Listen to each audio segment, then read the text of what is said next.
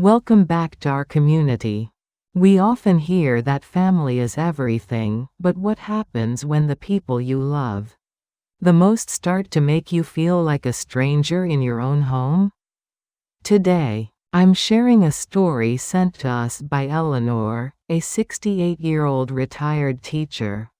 It's a story about love, boundaries, and the painful realization that being too helpful can sometimes cost you your peace. Chapter 1: The Open Door. Eleanor had been living a quiet, content life in her suburban home since her husband passed away. But one evening, her daughter Sarah called, sobbing.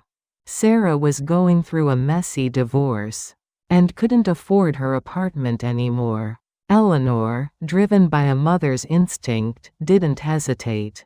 She said, "Sarah, don't cry. Pack up the kids and come home. My house is always open to you." In those first few weeks, Eleanor felt like a hero. The house was full of life again. The smell of pancakes in the morning and the sound of her grandkids playing in the garden made her feel 20 years younger. She was happy to be the safety net her daughter needed. But looking back, she realizes that by not setting rules on day one, she was accidentally inviting chaos into her sanctuary. Chapter 2: The Subtle Takeover. It started with small, helpful suggestions.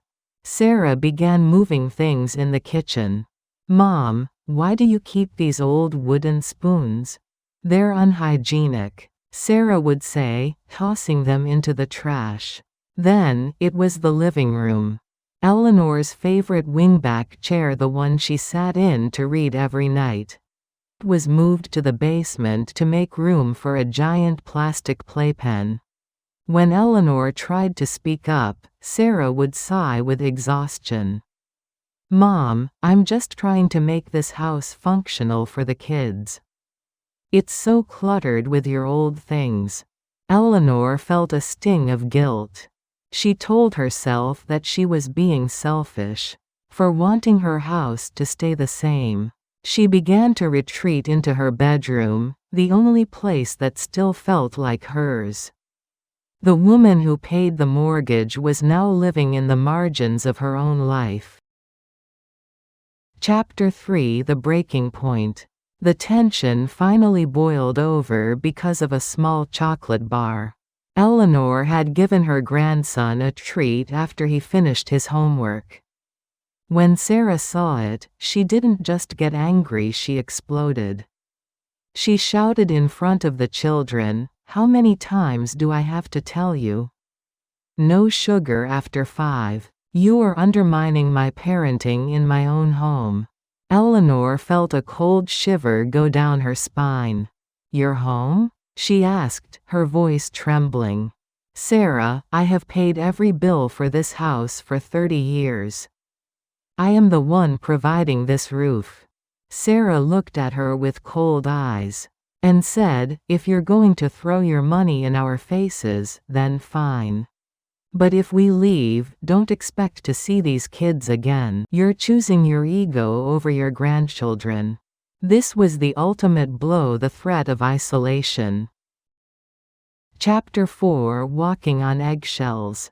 For the next month, the house became a silent battlefield. Sarah used the silent treatment as a weapon.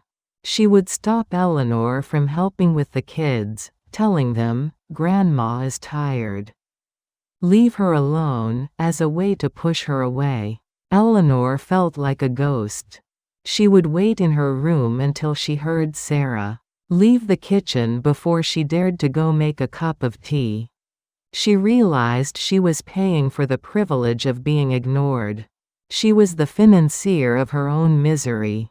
One night, while looking at her husband's old photos, she realized she wasn't being a good mother by letting this continue. She was being a doormat. She realized that she was teaching her daughter that it was okay to disrespect her. Chapter 5: Reclaiming the Throne. Eleanor knew she had to act. She invited Sarah to sit down for a talk. When Sarah tried to bring up the divorce stress again, Eleanor stopped her. She said, "Sarah, I love you.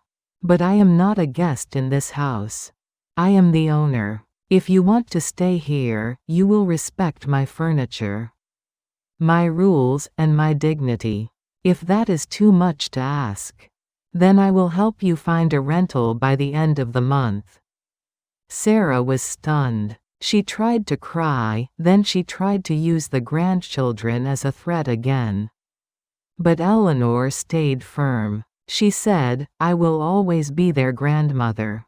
But I will not be a victim in order to see them."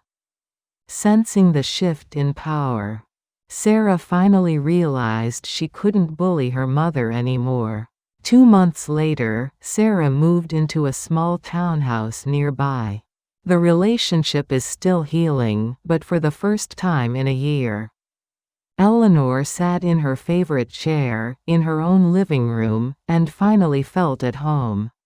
So, I want to ask you, have you ever felt like you were losing your voice in your own family? Have you had to set a hard boundary with your adult children? Please share your story in the comments. Your courage might help someone else find their voice today.